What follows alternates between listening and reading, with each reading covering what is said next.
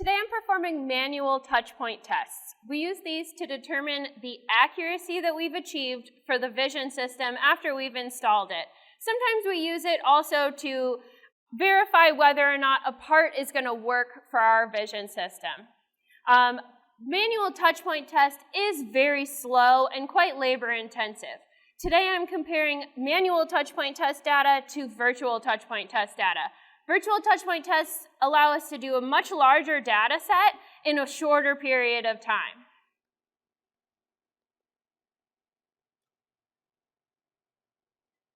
So I trained this spot on the part originally, and then I'll go ahead and move the part, and the robot will drive that TCP to the exact same spot using the vision offset. Where that tool lands on the target indicates the vision accuracy.